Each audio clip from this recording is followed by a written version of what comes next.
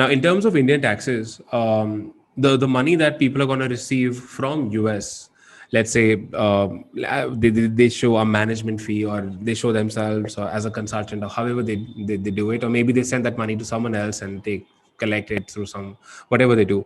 So how do taxes work in India? Like first, with the money that these people receive, GST is not applicable on that money, right? I will comment on that. You first finish your question. Yeah, that's what I'm saying. So the money that, let's say that my US entity, I own an entity in US. I opened up a company using First Base or whatever, Stripe Atlas, and I am receiving, I'm sending $10,000 to myself, and I'm showing this as a management fee. Will I Yes. be paying 18% GST on this money that I'm receiving, that I've sent Now, myself?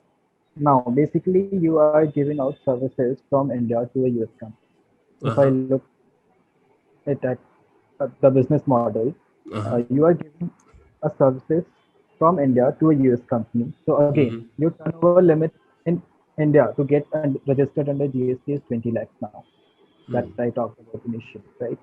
Now, if you already have a GST number in India, doesn't matter. If you give services for 1 lakh as well, you'll have to collect the GST number.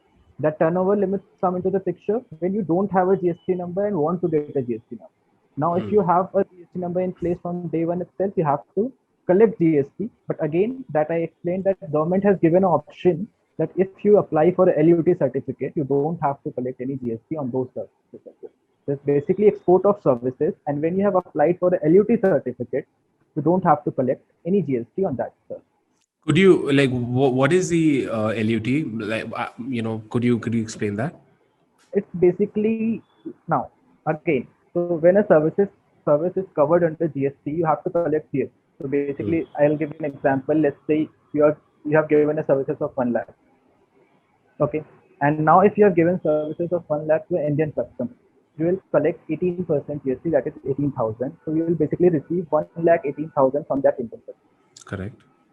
In the same way, if you have given that services to a non-resident, that's someone from outside India, be it your US company as well, again that GST is applicable. You have to collect 18,000 GST from that, but government says all the exports, be it the export of services or export of goods, you don't have to charge any GST if you take a exemption certificate from us. Got it. In the starting of the financial year, you have to apply for this exemption certificate. And when you have that exemption certificate, the government says you can, instead of 18%, you charge 0% GST and just collect 1 lakh rupee from your from that non-resident. Makes sense. Got So it. that's the process, that option that government has given. Got it. That makes sense. That's pretty nice and simple.